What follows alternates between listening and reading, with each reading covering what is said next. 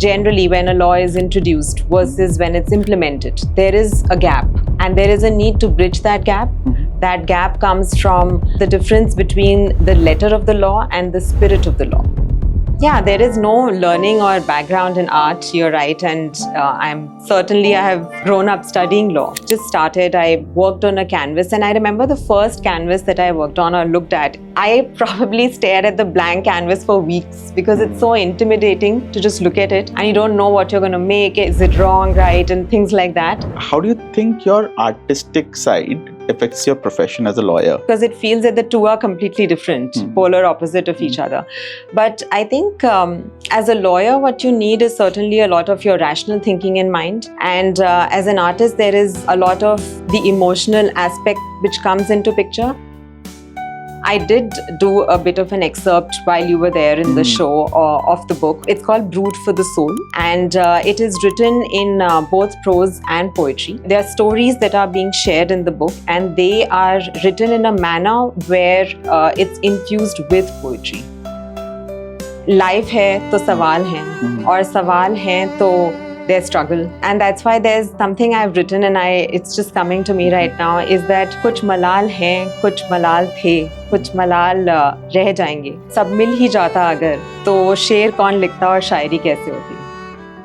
Hello everybody, welcome to Talking Through. Today we have Anubha Agarwal with us, who is a lawyer, an artist and a poet. So we need to know her life story, so let's get with it. Hi Anubha, welcome to Talking Through. Thank you for coming to the show. Happy to be here. Before we dive deep into the art, would you like to introduce yourself to the audience? I work as a corporate lawyer. I'm a company secretary and a self-taught artist and a writer. It's been a number of years of working as a lawyer, as a professional, and I have worked on multiple areas of law. And it was mostly in law firms earlier, and now I'm working as an in-house counsel. Okay, great. Before I dive into the art part of it, let me ask you what is the motivation behind pursuing a career in law? I think I grew up pretty idealistic. Yeah. It's with this sense of justice and fairness and wrong and right and all of that, and that kind of led me to think that this is an area where I could probably do something, because we all talk about how can we bring change and how can we do something about things that are not right that we see. And I just feel it's easier to stand outside and lament about things and look at them versus be a part of the system to bring about the change. So I guess I am in the system. And it also happens that generally when a law is introduced versus when it's implemented, there is a gap, and there is a need to bridge that gap. That gap comes from the difference between the letter of the law and the spirit of the law. So what's followed sometimes in cases is the letter and not the spirit, and the ground reality becomes difficult from what we study theoretically. So therefore, whether it was when when new provisions come, like the insolvency bankruptcy code came, then now there is the data protection law. There is also a lot of debate happening on artificial intelligence. These are things where if you, the reason why I got into speaking on forums whenever I get an opportunity or writing articles is because there you're able to express individual views. And I feel it kind of beckons the lawmakers to bring about change or bridge that gap that exists. Of course, you can make representations to the government and so on and so forth. But this is one way where maybe a dialogue can happen. Okay, that's very interesting too. You mentioned that you're a self-taught artist, but your profession isn't like that. You have to be a trained lawyer, right? True. So how did this happen? There is no learning or background in art, you're right, and I have grown up studying law. So, and I think it's a lot to do with the fact that I've always had this creative bug in me, which kind of gnaws and itches and is just there all the time. I don't know if it comes from a space of empty or vacuum, but it does come from this need to create and to express yourself. And I think that need sort of gets fulfilled by way of and it can be whichever medium of expression. It can be art and it can be writing. It can be, and for someone, the expression could even be walking or running. I mean, it could be anything. But I think that is where it came from. And incidentally, I was gifted with a bunch of paints and a canvas by a friend. And just because we were talking about it, that, school mein karte the, and uske baad se, we've not really done anything in terms of painting or drawing and things like that. And that's how it just started. I worked on a canvas, and I remember the first canvas that I worked on or looked at, I probably stared at the blank canvas for weeks because it's so intimidating to just look at it and you don't know what you're going to make. Is it wrong, right? And things like that. And one thing led to another. There were more works, and you just develop confidence with practice. And now it's been 3 solo shows in Delhi. I have exhibited my work in Mumbai and Bangalore also. And I have sold pieces both in India and outside of India, in Boston, in Washington, D.C., and other parts of the US and Europe. Oh, great. That's amazing, actually. Thank you. How do you think your artistic side affects your profession as a lawyer? And especially, I want to know about, critical thinking and empathy and that balance. So how does that happen? It's a good question, because it feels that the two are completely different, polar opposite of each other. But I think as a lawyer, what you need is certainly a lot of your rational thinking in mind. And as an artist, there is a lot of the emotional aspect which comes into picture. But I feel soft skill is not an option. It is something that is needed, and it kind of blends into everything. So whether you're in the courtroom or you're in the boardroom, you're with people all the time. You're dealing with people all the time. And I think the most difficult thing is people management. I mean, it's easier to control things that are controllables. Whereas, you're dealing with people who are really established in what they are doing. There are, CEOs, VPs, they are all, their sensitivities, their expectations. There is a lot that's running. So, and plus there are, in an office, there are a lot of issues that you face, and I'm sure you'd face as a team also. There are interdepartmental issues where you have to ensure that every stakeholder is happy. And you cannot kind of let go of the interest of one versus the other. So I think that is where the rational and the emotional bit kind of feeds into each other. And that's why I feel this whole thing of art and law, they kind of go in parallel, because even negotiating a deal is an art. I mean, a lot of what we feel is not an art is actually one. And therefore, there's one thing I always say, that I think we are all artists in some way or the other in terms of what we do. Right. That's actually quite right. And that's why we do this podcast also. Very true. If you consider that art. It certainly is an art. It requires a lot of patience. And I think art teaches you that also. Yeah, of course. Yeah. That is one thing that art generally teaches you, and also talking to people. I mean, with what has been your experience as an artist? Because you don't have any formal training into, painting. And what are the challenges that you face when you're an untrained artist? Self-doubt. Yeah. A lot of it. Yeah. And it is just... it's daunting, because it's tough. You have no technique or background around it. You're thinking, you're constantly thinking about the light and shadow impact of things. So if there's a tree and I have to paint it, and the sun is coming from this side, the shadow can only go in a certain angle. I can't paint it wrong. So I think it's the technical part that is challenging. Like, I remember when I was making water or waves for the first time I was painting, I just couldn't make the wave. It was just falling flat. It just looked like I have just drawn something flat, and it didn't have that 4D real look to it. So I think the struggle is very real. The only good part about it is that you're more adventurous, because you don't have a box to fit into, because there are no rules. You've not learned anything. And so it gives you that freedom. Yeah. So I think it's there is this challenge that comes for sure. What also was a bit challenging for me probably is because most of my art is about expressing emotions. And because that's what I'm trying to do, I was constantly thinking of the medium to do that. And because I chose for a large part of my works portraiture, it involves human anatomy. which again is very difficult. So I remember making one eye and then realizing, ye to ban gayi, but how will I make the other eye, which doesn't look like somebody else's eye or has a squint, and it looks like the same person, and to give that expression where the piece eventually speaks to you. But then, like we say for everything, practice and hard work, and there is no other way around it. Yeah, that's true. You mentioned that you also did few solo exhibitions, right? So what is the process of doing it, and how do you kind of plan for doing an exhibition?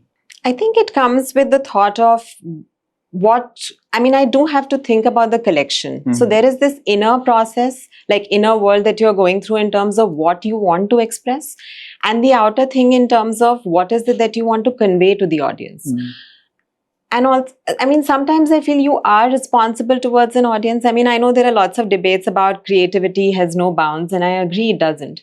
But there is an audience that is going to see it, and I feel responsible about the messaging that is going across. So I remember when I did the first show where it was completely portraits, and it was actually focused on just the face. The idea was to be able to express a lot of emotion which gets untapped. Everything is just brushed under the carpet in terms of any emotion that is difficult. So it's a lot of happy faces, and everything's fine and it's positive, and we talk about all of that, and that's good. But shying away from anything that's difficult, I don't think that really solves it. So I think the idea was to put that out there. And in that process, that is what kind of led to the first show. And then I did blend it in with the water. And the reason for water is because I felt that the strength as a human being is visible very much in water also, because there's both resilience and there's flexibility. Like water takes up the shape of the container in which it is. And if we as people, if that is what we can do, it's the best thing and the best way to be. Plus, you cannot hold it or control it like sand in your hand or water in your hand.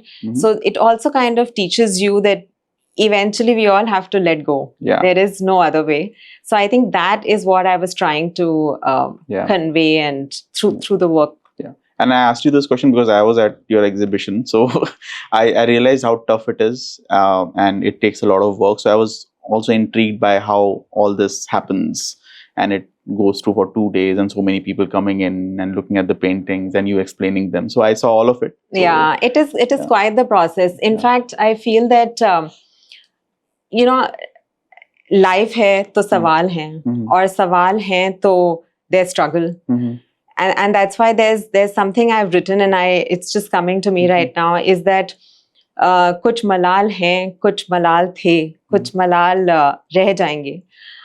Sab mil hi jata agar, to sher kaun likhta aur shairi kaise hoti. Wow. So, I know you also write poetry, but before that, let me ask you another question. And I'm asking this question because I was at the exhibition, so I saw what you painted. Yeah. Like, which is your favorite painting? Like, which one you love the most, especially from a lens of it represents you the most? I do love all of my work, and it is always very difficult to choose. But there is one painting for sure that I relate to a lot, but there are various reasons for it. So the painting is called Chloe. And the reason it's close to me is, one, because that is where I painted water for the first time, which was challenging for me. And it was a big canvas. It's a 4 feet by 5 feet canvas. So it's big in size. And that also is daunting, actually, the moment the size goes up, because you make something and then you step away from it. Then you look if the proportion is okay or not. So that's also sort of a technical challenge around making it. And then the other thing is that I've used pastel shades in it, which again is very calming. I like them a lot. So that is another reason. Plus somehow, and that's not specific to that painting really, it's to do with water. I think waves or water, or the highs and lows that you see in a tide, is what kind of also tells me in a way that, it's much how life is, where you don't have an option. If you fall, you get up and you just go again. Yeah, right. So I was actually at another exhibition a few days ago, and I asked the artist, what is your biggest challenge? And she told me that the biggest challenge for me is thinking what to paint when there is a blank canvas. True. So, do you also go through that sometimes? 100%. Yeah. I think that, in fact, not only that, no matter how many paintings you make or how many canvases you've made, it's like being in front of a blank canvas is as good as first time on stage, even if you've been on stage 10 times. So I think that feeling doesn't go away. And what you have to make takes up more time than actually making it. Because once you have the thought, it's in fact easier, because then you know this is what I'm working on. Even to come up with, like if I were to think of a show next, right now I'm a blank canvas. So there is nothing I can think of at the moment. Okay. Yeah. I think that's again a challenge. And I realized it seemed like a really big challenge. If there was a blank thing in front of me, I wouldn't know what to do with it. And it's also interesting how magic happens. It literally feels like magic for me, because it's almost like there was nothing. And then suddenly this has taken all this shape and form. And that's why it sort of brings me to this whole point of, as people also, when you meet someone, it's a stranger for you and you don't know them. It's like a blank canvas. And then it just so happens that you get to know them, and it's like filling in those shapes and colors, and then this person is a friend. Right. So, Anubha, you do these exhibitions alone, right? And you have to manage everything. So, is there any story which is like, put you in some trouble, or it was very challenging to solve? I think every show is nerve-wracking. And because it's happening in real time, no matter how much you plan, something or the other goes wrong, and something or the other happens. And it has happened in every show. There is one that I can share, and I remember. It's so once the show was over, there was one of the paintings that was sold. I was supposed to deliver it after the show, and the person who was taking it off from the wall tore the painting. So basically there was a tear, there's a proper tear on the painting, and I am like, what just happened? Because I have no idea what can be done about it. It's a sold piece. So I spoke to the buyer, and he said that, your work is good, you can make another of the same piece. And it was a portrait, and it was torn right where the eyebrow is. And I was like, even if I try, I cannot make it in a manner that the expression is the same. Like something will change because I'm painting. And you may have liked something just because of that expression speaking to you. And I will not be able to create that. So they were really insistent. I did make another piece. So now I have two pieces. The second piece that I made, which, like I said, was not liked. And they still wanted the first piece. So they told me, can you correct it somehow? So, okay, I tried to figure out how can I correct this. And, I pasted a cloth of canvas at the back, repainted it. It did turn out very well. And it looked as if nothing had gone wrong. Unless someone knows that story, it looks like a perfect picture. Okay. And it got sold. The same person took it. For the same price, which was amazing, very sweet of the person, and because they genuinely liked it, and I could feel that. Now I had another painting, which of course looks like the same painting, but is not exactly that. So what I did is I completely changed that painting in a manner where now it doesn't look like the first one. So I did a lot more work on it in order to change it, and I had put up in this show, in the recent show that happened in September.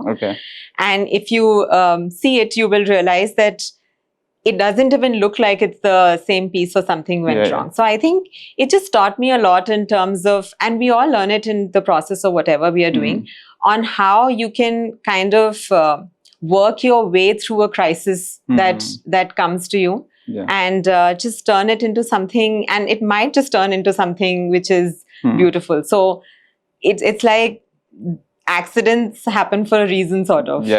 Maybe I'm reading too much into it, but it felt like that. No, I was going to ask you, are you willing, like, वो दूसरी वाली तस्वीर सस्ते में मिलेगी क्या?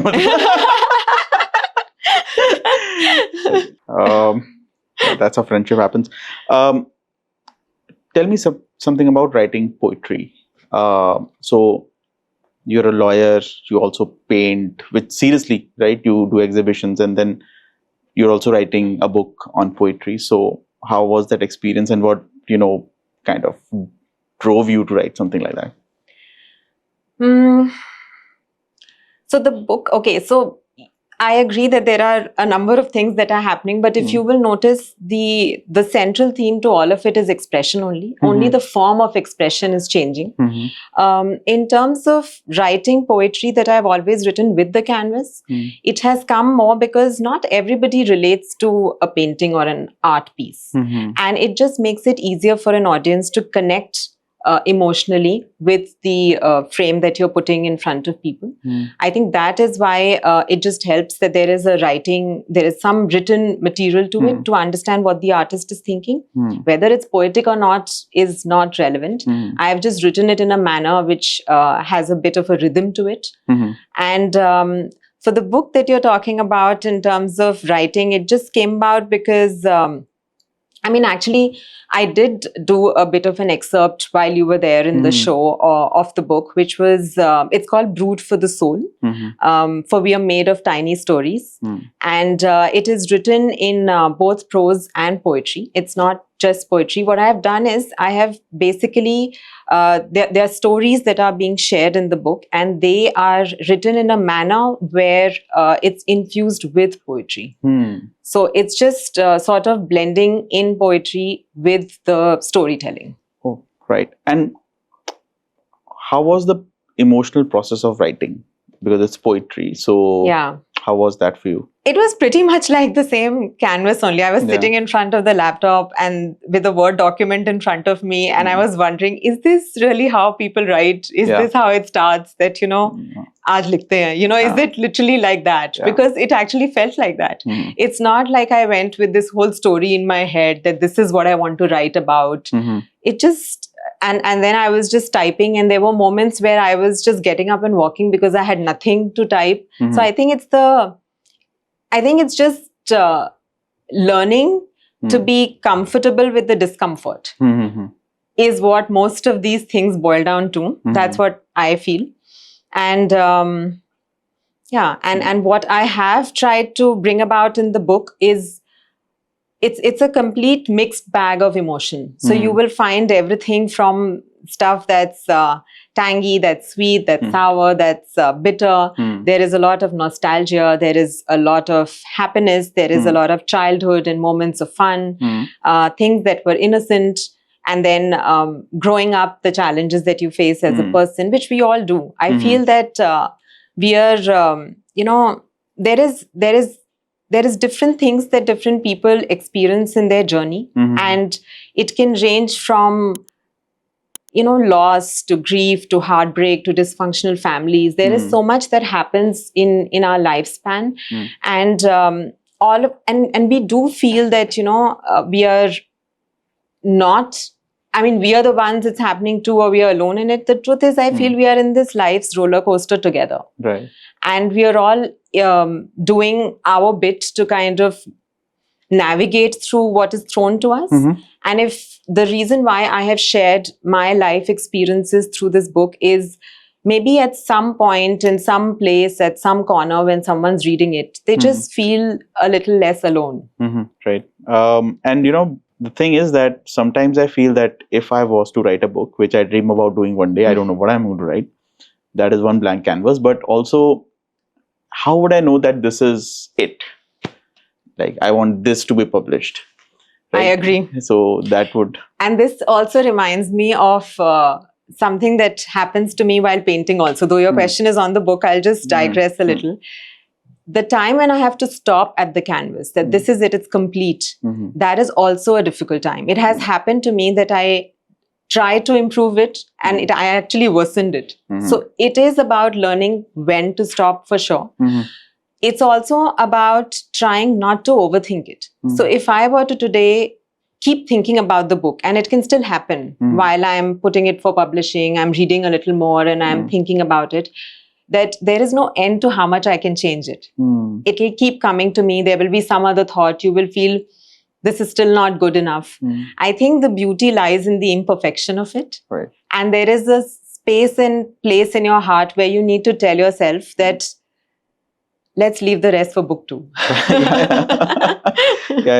That I think it's good advice, and I'll follow it maybe. Anything from the book that you would like to share with us? There is a chapter that I have written on friendship. And it just comes to me because that's an integral part of your life. You have various kinds of friends. You have a chai friend, a gappe friend, a walking friend, and everybody adds to your life, and you kind of feel like there's this supportive ecosystem around you, and that you're not in this, doing all of this by yourself. So that is the thought that comes to me. And in the same context, I have written that मौसम ने करी है साजिश कि तेरा ख्याल आया है, तेरे साथ एक कॉफी उधार है, ये बवाल आया है. So sometimes you just miss friends that used to be there and used to talk about things that made no sense, but it was so fun. Right. So yeah, that is one chapter that is close to me. Right. Good. I mean, very well written. और मुझे याद आया कई लोगों की coffee मुझ पे उधार है. उधार उतारना पड़ेगा. Another question sometimes when I was thinking about speaking with you, I was thinking that when you are in your lawyer shoes, there must be so many things which are emotionally draining, physically draining. And how do you balance this with art, both writing, painting, when you're so emotionally drained to paint something or write something? How do you balance that out? So personally, I feel painting is effort, probably because I have not learned it. There could be various reasons to it. And it doesn't so happen that you're drained with the work that you've done for the day and you have any energy left to sit with a canvas or to work on something. This whole thing of it can be very relaxing. I personally don't think it is very relaxing. There is a lot that's going on in the canvas, and you're in that space with that piece in a room and you're spending so much time with it. You really need to have that time and energy to focus on it. So if I am, if it's been a hard day of work, it's not possible. But yes, whenever I do find time for it is when I sit with it. It is a mental preparation, and it's not very different from sitting with a document that you have to work on and just concentrate. It is a sort of a meditative process to be in it and to work on a piece. And it does take its fair share of effort and energy, does require a lot of discipline. The only good thing I feel is that you channelize your energies into something that's very constructive. It goes into areas where your mind is not focusing on things outside and is focusing on things which are very close to you internally. And it also, I wouldn't say that like healing is a difficult process. I wouldn't say that it genuinely heals you as a person, but I do feel it aids in all of it. So, there are different people who do different things to bring that solace. It can even be actually a lot of people work harder. They are so absorbed in their work that puts their mind off things. And I think it is a lot of strength and inward journey that you need to go through if you're doing something like this. And it helps certainly if you are if you're writing, because it makes writing or painting or running for that matter, because I think any form of expression just makes your heart feel lighter. I think we are constantly caught up in paradoxes in life of something to be, not to be. There is a lot of trade-offs we make as people. And there are also a lot of things in terms of, we live in a society. So what we want versus what the society expects from us. So I think any kind of thing you focus on, similar to what you're doing here, it just helps you to navigate all of that, because there's very little you can change on the outside. I think whatever work you can do is work that you can do on yourself. Obviously, these two things are so connected with each other, and which brings me to a thought that came to my mind was, art cannot be a process, right? It's not like har Ravivar 9 baje painting karenge, right? It's not like that, right? So when do you start to paint or write? What is that mental frame that you have? I do take it up as a project. And it is not, so ठीक है, मन कर रहा है is one thing, but मन हमेशा नहीं करेगा. So it is a discipline. It's like if you want to write and you take it up as, so for me it's the weekend. So say it's the weekend and I am going to maybe go somewhere and sit down and write and tell myself I have to. It's very similar to, I also feel like going to the gym. I mean, so if you want a result, you will have to make that effort.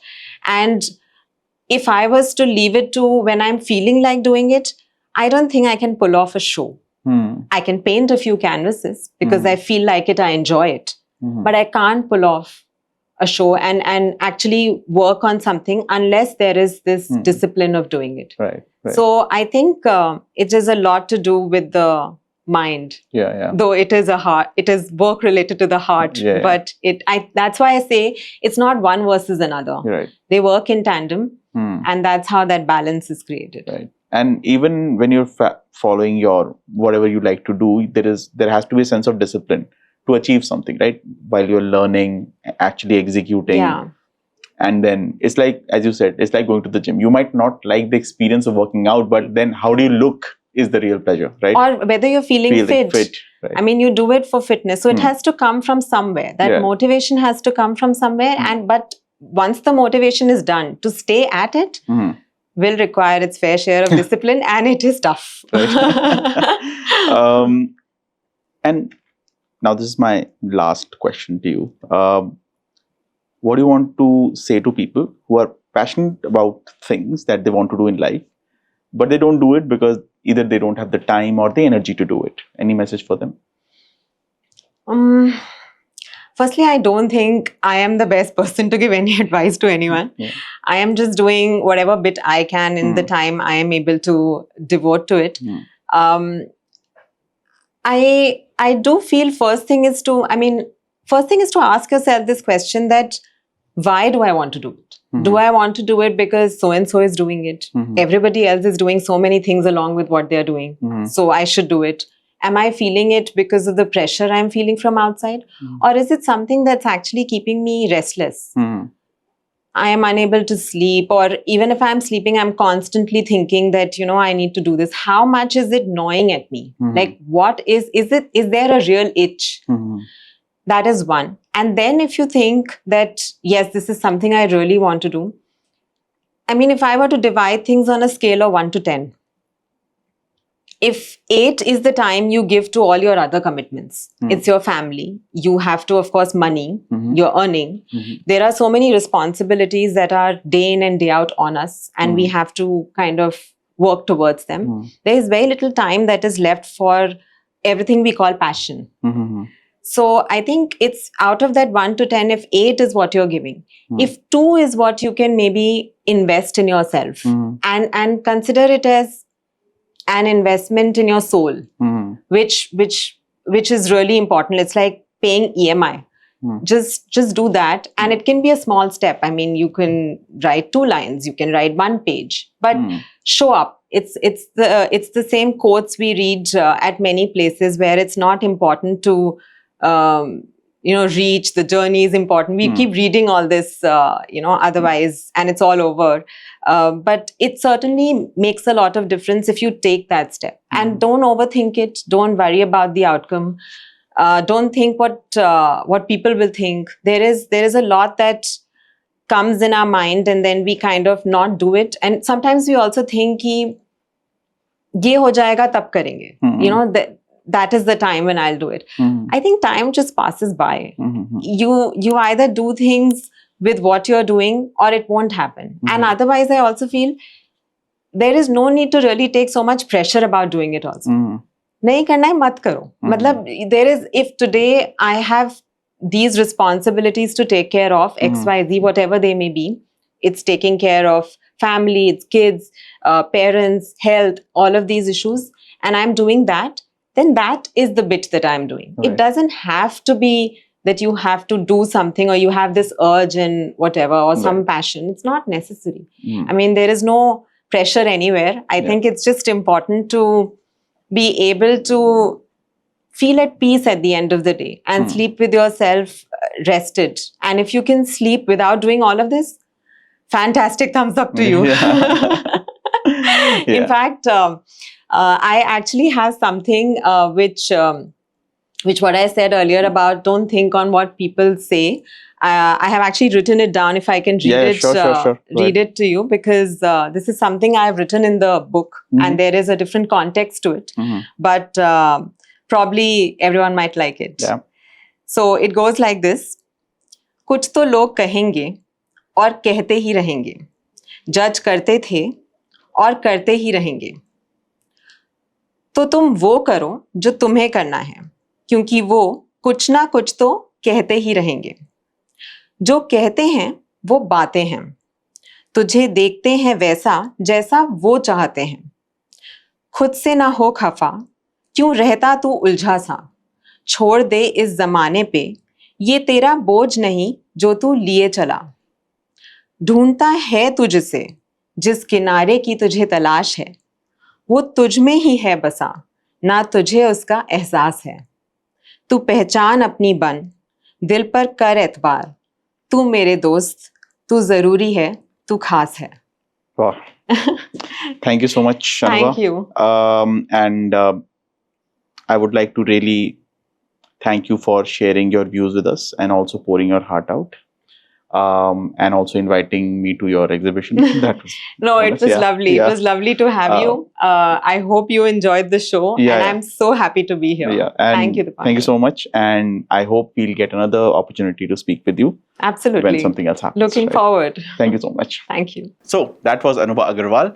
I hope this was an enlightening podcast for you and motivates you to do what you're passionate about. Till then, bye-bye.